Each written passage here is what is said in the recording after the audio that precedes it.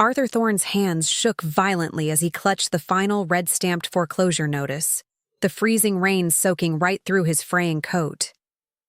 Beside him, his wife Beatrice shivered in the downpour, her once immaculate posture completely shattered by the crushing weight of their bankruptcy and mounting medical debt. They had nowhere left to turn. But as they stood on the sidewalk, looking through the pristine floor-to-ceiling glass of the city's most exclusive automotive headquarters, they were forced to witness a scene that absolutely tore their hearts out. Inside the warm, brilliantly lit showroom stood Vance, the very man they had viciously labeled a worthless grease monkey 5 years ago, before permanently banning him from marrying their daughter, Vivienne. But Vance wasn't covered in motor oil today. He was wearing a sharply tailored suit, radiating success and quiet power. Arthur and Beatrice watched in agonizing silence as Vance laughed warmly, handing the keys of a $250,000 luxury SUV to an older couple. Through the cracked door, they could hear him casually mention that their all-expenses-paid Mediterranean cruise was booked for next week. The older couple beaming at Vance with immense pride weren't the Thornes. They were the parents of Maeve, the woman Vance had married instead. As Arthur and Beatrice stood shivering in the cold, entirely abandoned by the arrogant, high-status son-in-law they had forced their own daughter to marry, a devastating realization hit them like a physical blow. Their obsessive greed and obsession with titles hadn't secured their family's future. It had completely destroyed it. And the humble mechanic they had thrown away like trash was now providing the exact life of luxury and love they were desperately, hopelessly begging for. Vance stood in the echoing grand foyer of the Thorne estate, his calloused fingers tightly gripping a small, slightly worn velvet box hidden deep inside the pocket of his only tailored suit. He had spent the last 2 years working grueling 14-hour shifts at the city's busiest auto body shop, breathing in toxic exhaust fumes and scrubbing thick black grease from his knuckles until his skin cracked and bled.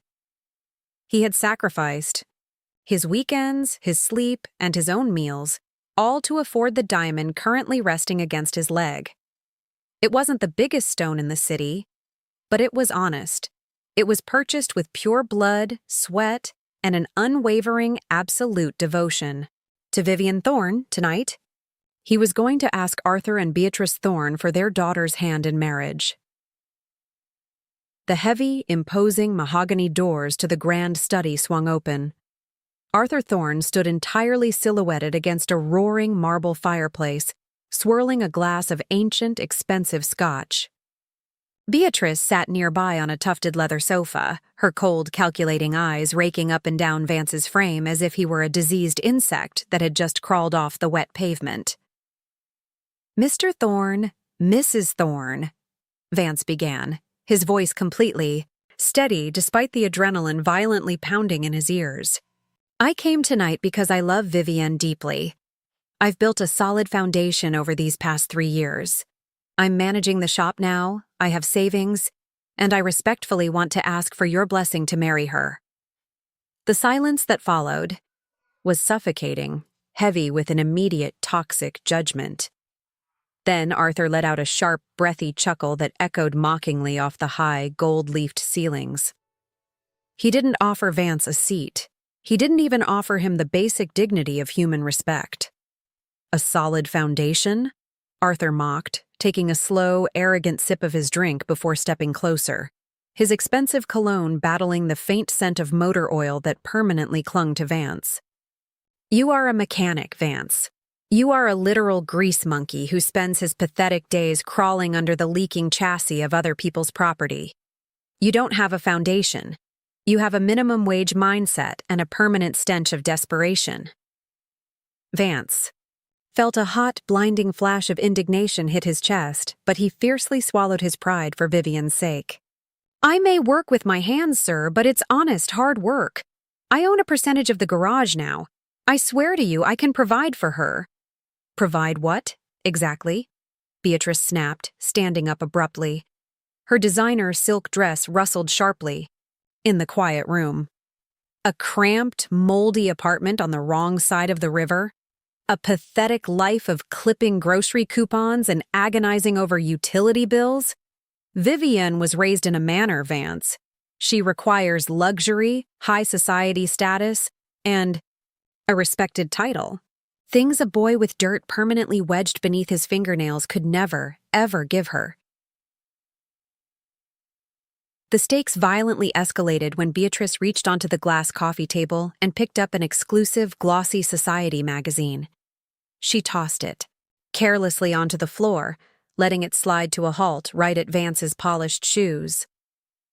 The cover featured a handsome, sneering man stepping out of a private jet. "That is Caspian Sterling," Beatrice said, her voice dripping with venomous pride and absolute finality.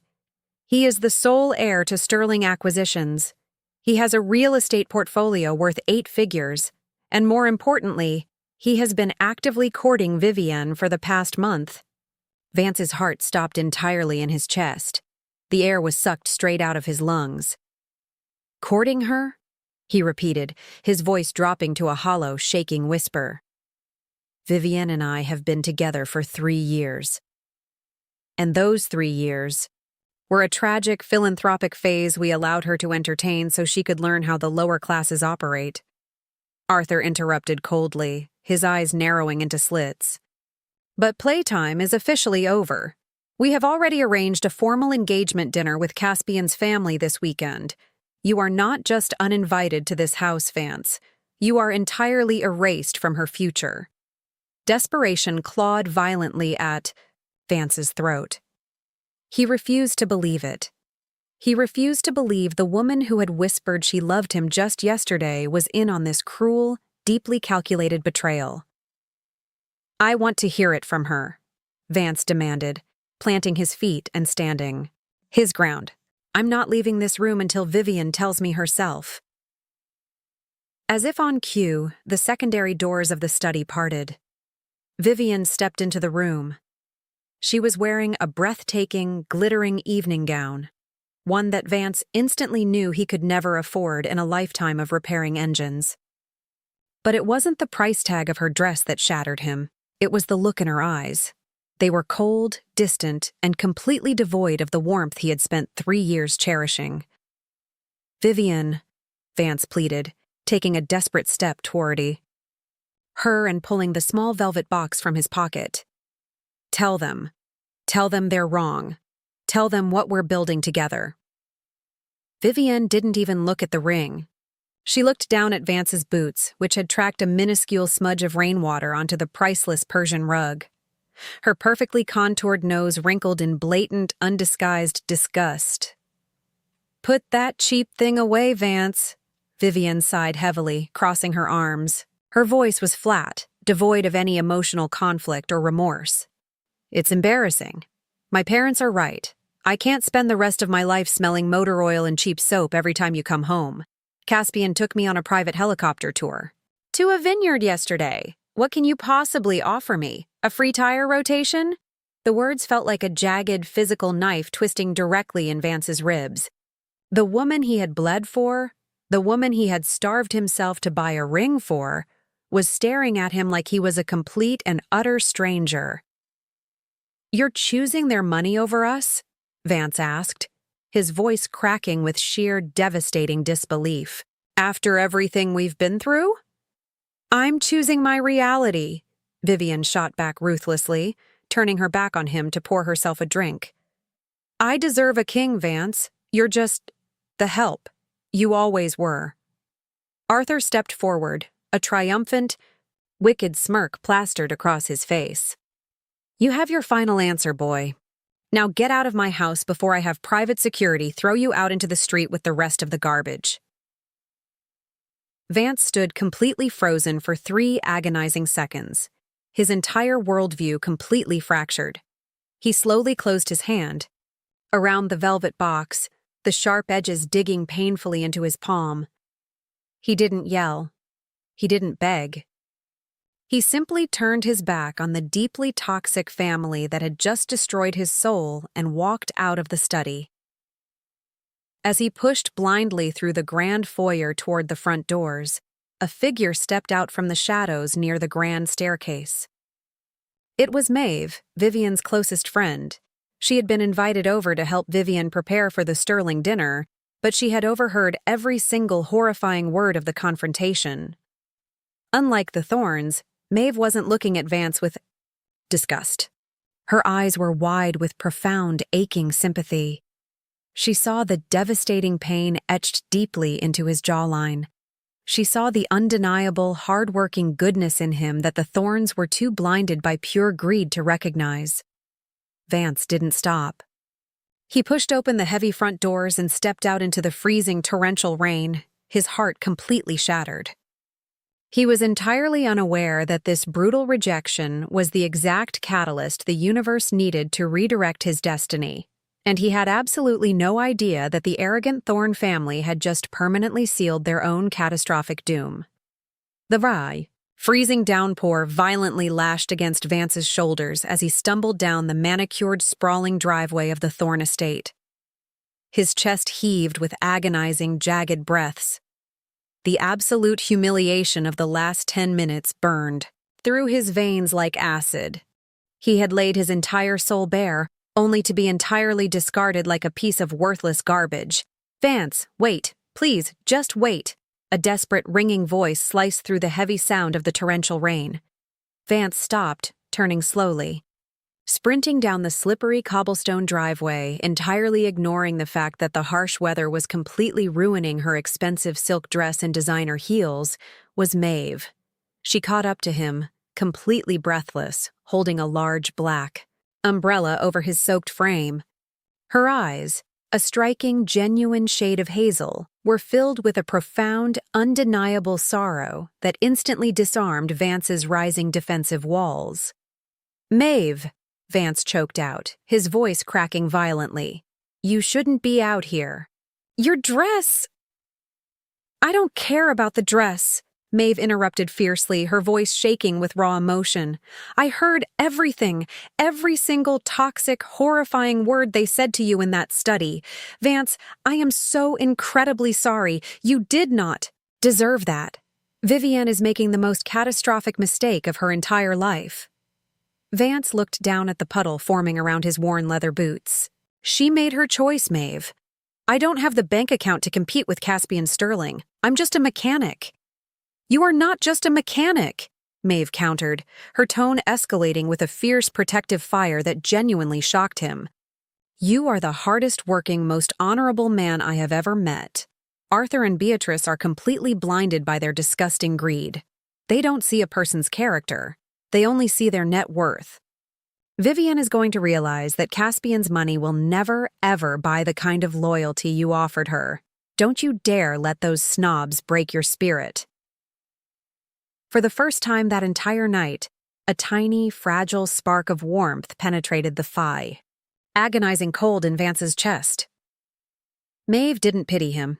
She respected him, but Vance knew he had to heal alone. He thanked her, gently pushed the umbrella back toward her so she wouldn't freeze, and walked away into the dark city streets. Over the next 8 agonizing months, Vance weaponized his heartbreak. Instead of letting the Thorns' cruel rejection destroy him, he used it as pure, high-octane fuel. He doubled his grueling hours at the auto shop. He practically lived in the garage, taking on the most complex engine rebuilds and massive commercial fleet contracts that no other mechanic dared to touch. His unparalleled work ethic caught the attention of the shop's aging owner, Mr. Henderson, who was desperately looking for a successor. When Henderson officially retired, he didn't sell the massive, highly lucrative shop to a corporate buyer. He financed it directly to Vance. Almost overnight, Vance went from an hourly employee to the sole owner of Apex Automotive. He was building his empire. But despite his rising success, his heart remained entirely guarded. Until a sputtering, heavily smoking 2012 sedan violently backfired and rolled to a pathetic halt right inside the open bay doors of his shop. Vance slid out from beneath a luxury SUV, wiping the thick black grease from his hands with a rag. As the driver's side door of the dying sedan creaked open, his breath instantly hitched in his throat. It was Maeve. She looked absolutely exhausted, wearing a simple nursing scrub uniform, her hair tied up in a messy bun. When she saw Vance, standing there, her eyes widened in complete shock before softening into a brilliant, genuine smile that made Vance's heart skip a frantic beat. "Vance?" she asked, looking around the massive, bustling shop, noticing his name proudly painted on the owner's office window. "You own this place?" "I do," Vance smiled, the heavy armor around his heart instantly melting away in her presence. "Looks like you could use a miracle on this transmission, Maeve." He spent the next 3 hours entirely ignoring his other administrative duties to fix her car himself. When she tried to hand him her slightly battered credit card to pay the massive invoice, Vance firmly pushed it away. "Consider it on the house," Vance insisted, "for bringing me that umbrella in the rain." Maeve vehemently refused to accept his charity. She was too fiercely independent. "Absolutely not, Vance. You run a business, not a charity. If you won't take my money, then you are coming over to my parents' house this Friday for a home-cooked dinner. It's the least I can do." The stakes in Vance's mind immediately skyrocketed. The mere mention of a parents' dinner triggered a violent flashback of the deep, agonizing trauma he had suffered in the Thorne estate. His hands instinctively clenched into fists. He was terrified of being judged again, terrified of sitting in another living room and being told he wasn't good enough. But looking into Maeve's warm, inviting eyes, he realized he couldn't say no. He agreed. That Friday evening, Vance drove to a modest, working-class neighborhood on the outskirts of the city. He parked his truck in front of a small, single-story house with slightly peeling paint but perfectly manicured flower beds. He wore a clean, pressed button-down shirt, but his knuckles still bore the faint, permanent stains of motor oil. His heart pounded wildly as he knocked on the front door. The door swung open, and the absolute, staggering contrast to the Thorne family hit Vance with the force of a freight train. Elias and Clara Mercer stood in the doorway. Elias was wearing a faded flannel shirt and work jeans, while Clara wiped her hands on an apron that smelled heavily of roasted garlic and fresh bread. There were no marble floors. There were no gold-leafed ceilings or servants. "You must be Vance," Elias boomed, stepping forward with a massive, welcoming grin. He didn't sneer. He didn't look down at Vance's boots. He threw his hand out. Vance hesitated, his trauma making him painfully aware of his rough, calloused hands. Slowly, he reached out and shook the older man's hand. Elias's grip was firm. He immediately felt the thick, hardened calluses on Vance's palms. But instead of pulling away in disgust like Arthur Thorne had, Elias's smile widened with profound, absolute respect. "Now that," Elias announced proudly, looking back at his wife, "is the grip of a man who actually knows how to work for a living. Maeve told us you own your own shop, son. That takes serious grit. We don't care much for Wall Street suits in this house. We respect a man who builds his life with his own 2 bare hands." Vance was completely stunned. The breath rushed out of his lungs in a massive wave of overwhelming relief. As they sat around the small, cramped wooden dining table eating a simple, delicious pot roast, Vance experienced something he hadn't felt in his entire life: true, unconditional family warmth. Clara kept eagerly piling more food onto his plate, entirely fascinated by his stories of rebuilding classic car engines. Elias asked him for advice on fixing a leaky pipe. They treated him like an absolute king, not because of his bank account, but because of his character. Halfway through the dinner, Maeve's phone suddenly buzzed violently on the table. The caller ID flashed brightly. Vivian. The table went completely silent. The stakes immediately spiked. Maeve looked at the ringing phone, knowing exactly why Vivian was calling.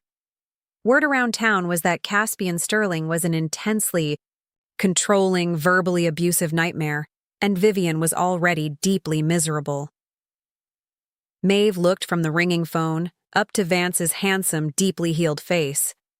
Without a single ounce of hesitation, Maeve reached out, hit the decline button, and permanently powered her phone off. "Sorry about that," Maeve smiled, sliding her hand across the table and gently resting it over Vance's calloused knuckles. "I'm exactly where I want to be." In that beautiful, quiet moment inside the modest Mercer dining room, Vance realized the horrifying rejection at the Thorne estate wasn't a curse at all. It was the greatest blessing of his entire life. The velvet box in his past was gone, but the foundation for an unbreakable, fiercely loyal empire with Maeve had begun. 5 years evaporated in the blink of an eye. For Vance, those 5 years were a relentless, explosive upward trajectory. Apex Automotive hadn't just remained a single garage. Under his relentless work ethic and Maeve's brilliant financial management, it had expanded into a massive, citywide franchise. Vance owned 6 state-of-the-art repair and custom modification centers. He had built his wealth not through predatory inheritance, but through grease, grit, and an unbreakable reputation for honesty. He and Maeve were married in a beautiful, heartfelt ceremony surrounded by genuine friends. To thank Elias and Clara for treating him like a son when he had nothing, Vance's very first major purchase was a stunning 4-bedroom modern farmhouse in the quiet suburbs. He bought it entirely in cash and handed the deed directly to his in-laws, permanently erasing their mortgage and their financial stress. Vance was living the ultimate dream. But on the opposite side of the city, the Thorne family was violently spiraling into a living nightmare. The glittering illusion of the sterling fortune had turned out to be an absolute, horrifying trap. Caspian Sterling, the arrogant heir Arthur, and Beatrice had practically sold their daughter to, was a reckless, volatile addict with a crippling gambling problem. Within 3 years of the marriage, Caspian had secretly leveraged and subsequently lost a massive portion of the Sterling real estate portfolio in a series of disastrous offshore investments. When the market took a sudden, aggressive downturn, the Sterling empire completely collapsed. Arthur Thorne, desperate to maintain his high society facade, had heavily invested his own family's estate into Caspian's failing ventures, completely blinded by his obsession with status. The resulting financial shockwave was catastrophic. The bank seized the Thornes' sprawling manor. Their luxury cars were repossessed in the middle of the night. Beatrice's designer wardrobe was auctioned off. Now, Arthur and Beatrice were crammed into a tiny, aggressively beige 2-bedroom rental apartment on the outskirts of the industrial district. But the final, most devastating blow was yet to come. It was a freezing Tuesday afternoon when the stakes reached an unbearable peak. Arthur was sitting at their cramped, chipped laminate dining table, frantically calculating how to pay the gas bill, when the front door swung open. Vivian walked in.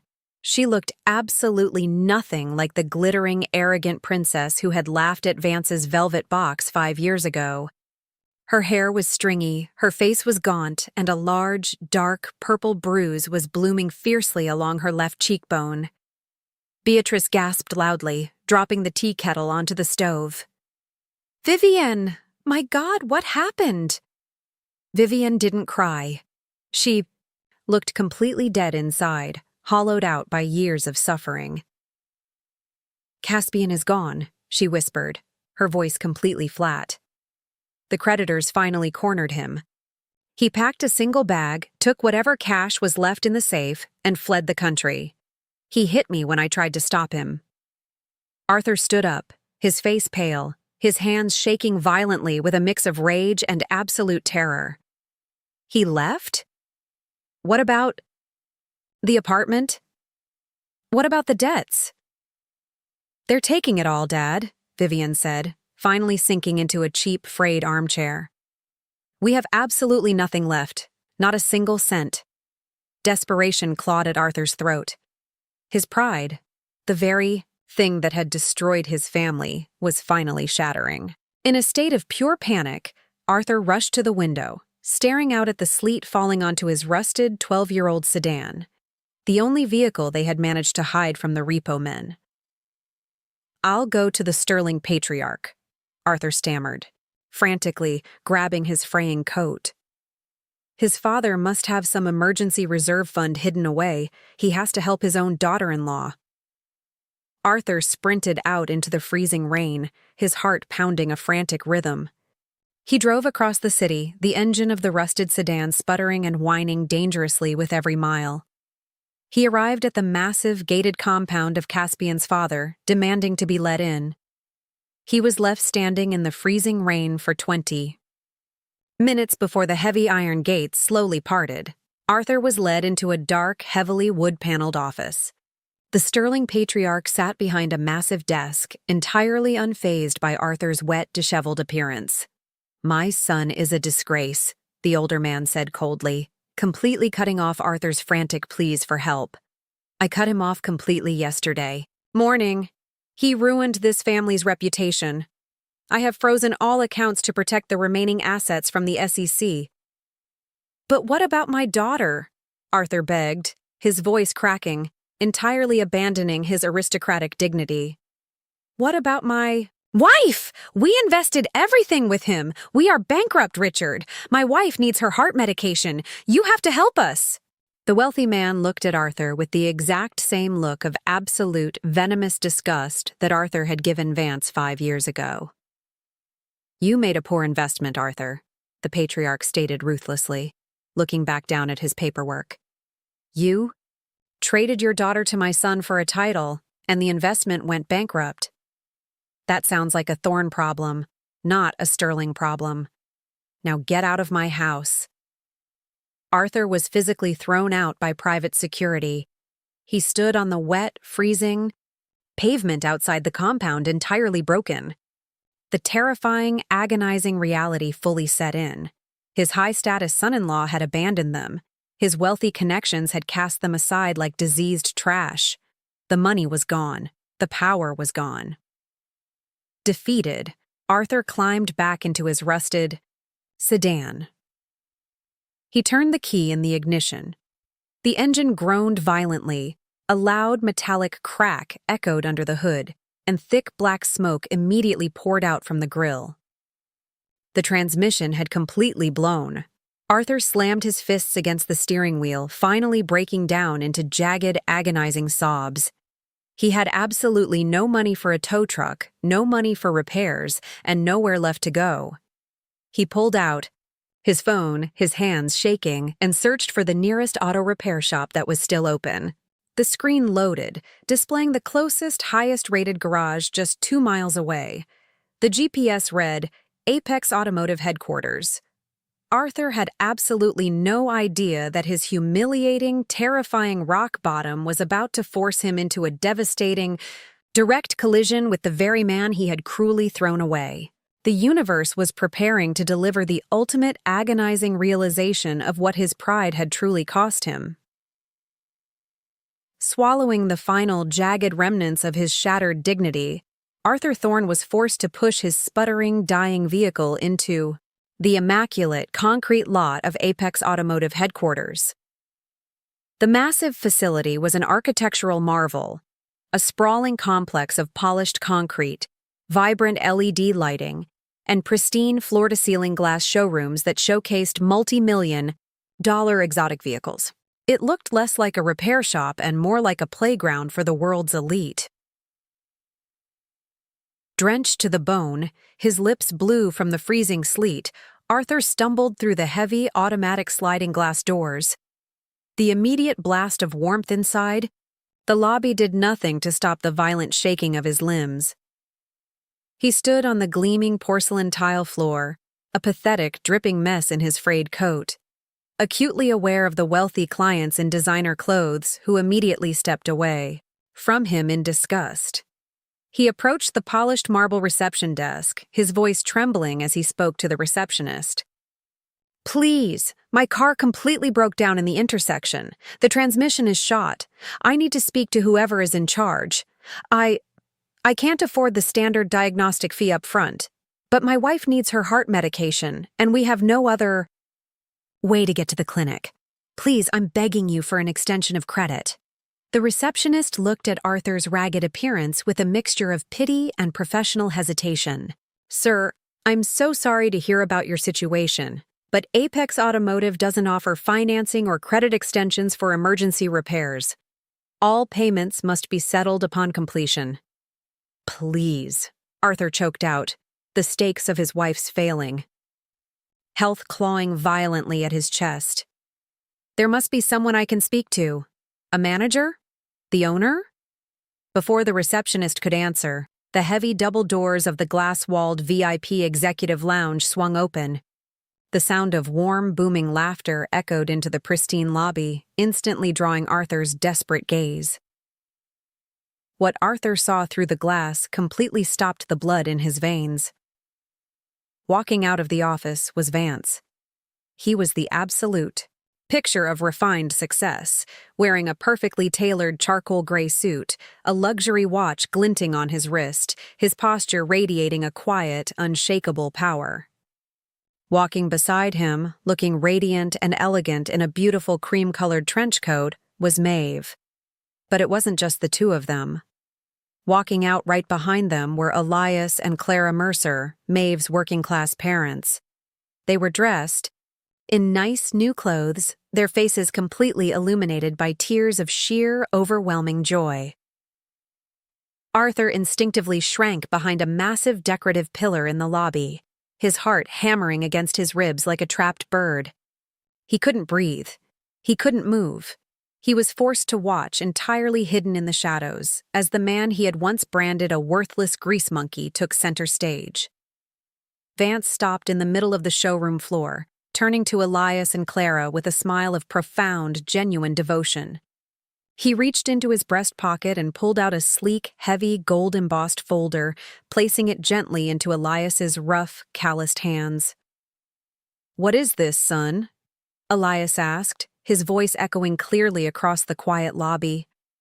"Open it, Dad," Maeve whispered, her eyes welling with happy tears as she wrapped her arm around Vance's waist.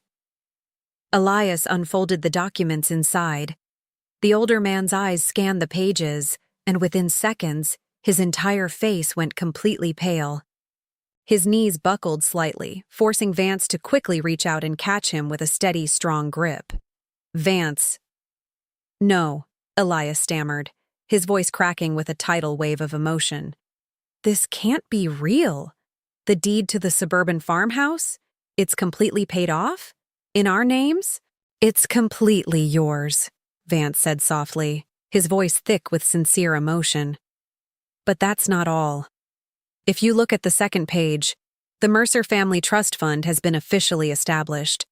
Clara's medical treatments at the private institute are covered for the rest of her life, and your retirement account is fully funded.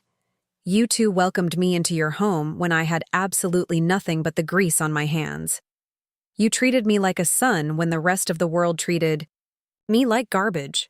You will never, ever have to worry about a single financial burden for the rest of your days." Clara burst into violent, sobbing tears, throwing her arms around Vance's neck, holding him with a fierce maternal love. Elias gripped Vance's hand, weeping openly, whispering praises of gratitude to the son-in-law he adored. Standing in the shadows behind the pillar, Arthur Thorne felt a physical, agonizing pain rip through his chest. The stakes of his catastrophic mistake crashed down upon his soul with the weight of a collapsing mountain. The numbers he had just overheard, the medical coverage, the paid-off luxury estate, the absolute financial freedom, were the exact, life-saving miracles his own family was currently starving for. If he had only swallowed his toxic pride 5 years ago, if he had only looked at Vance's character instead of his job title, he would have been the father-in-law standing in that circle of love.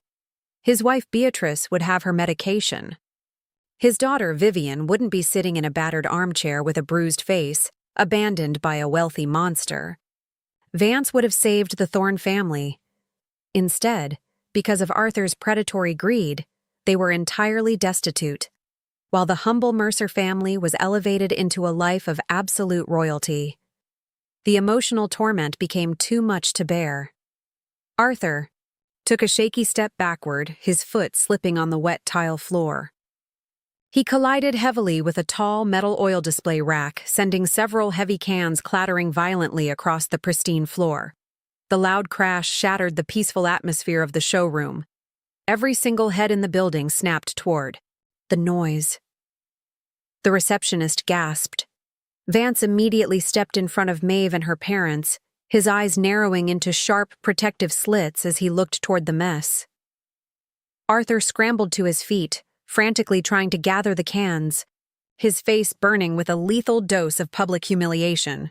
"I'm sorry. I'm so sorry. I'll clean it up," he whimpered, keeping his head down, desperately trying to hide his face. But it was too late.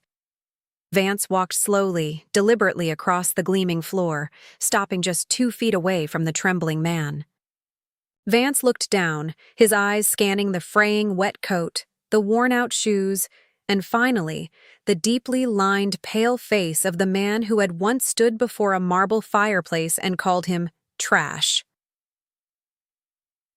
Recognition flashed in Vance's eyes, instantly, followed by a profound, dead silence that suffocated the entire room.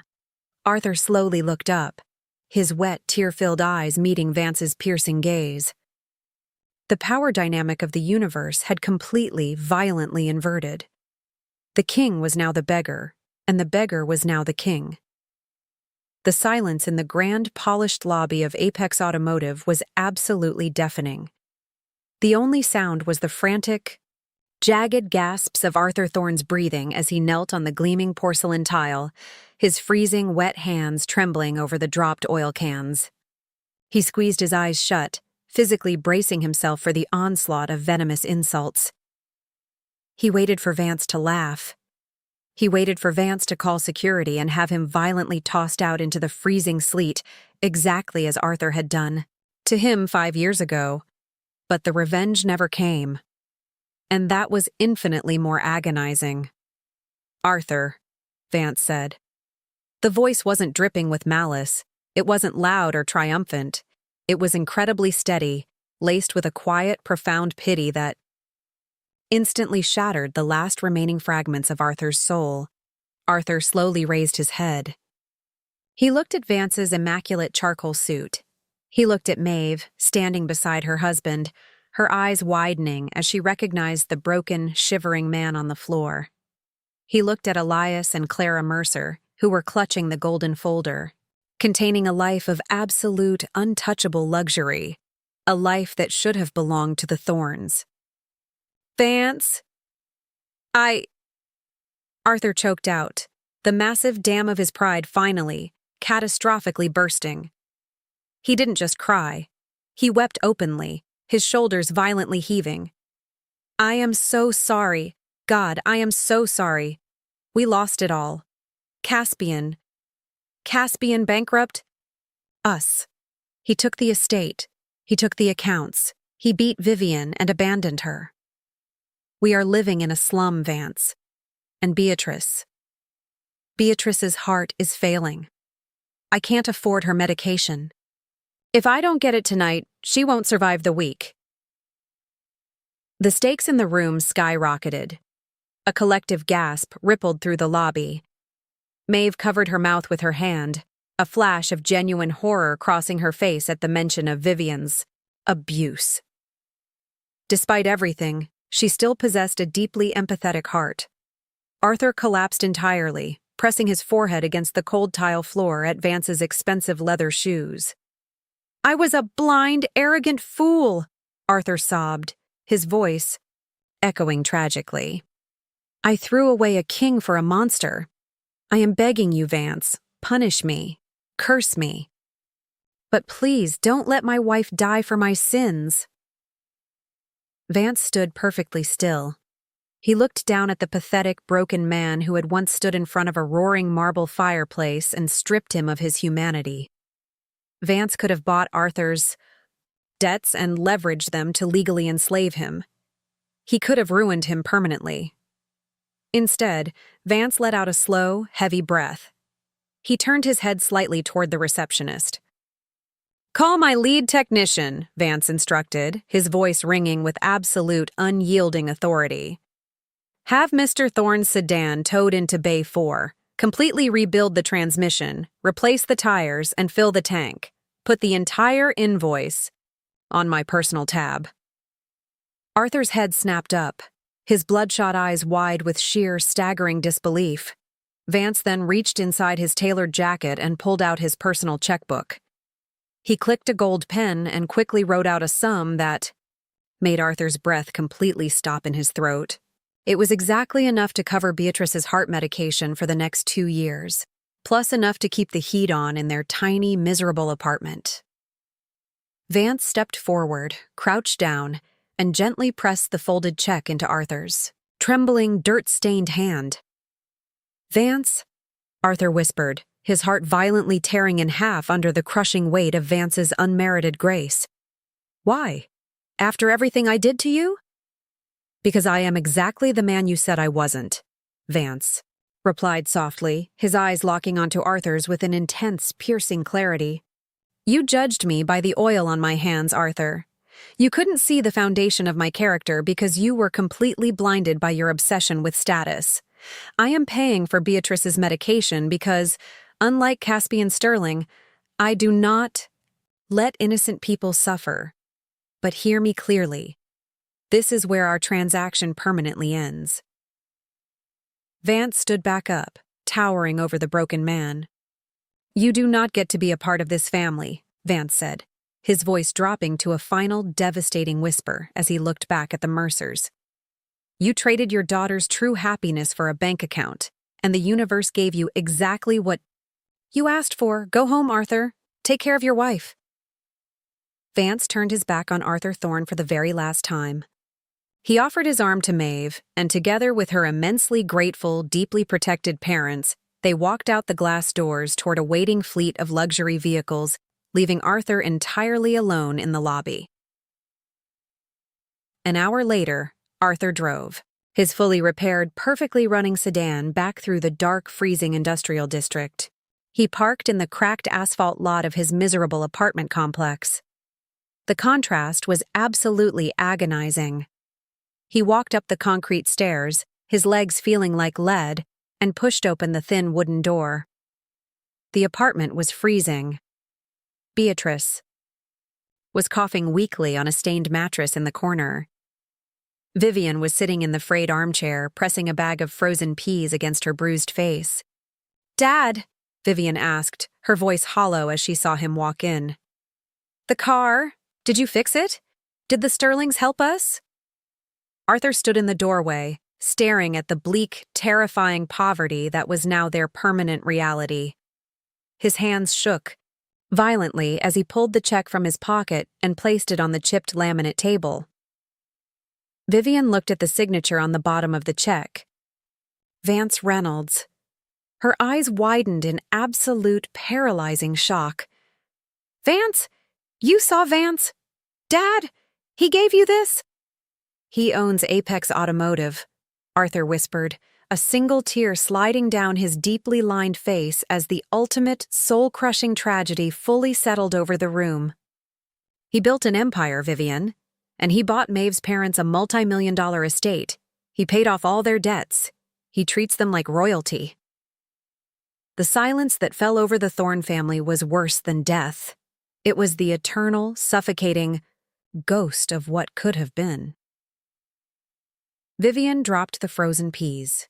She looked at the cheap walls, her bruised face, and her dying mother.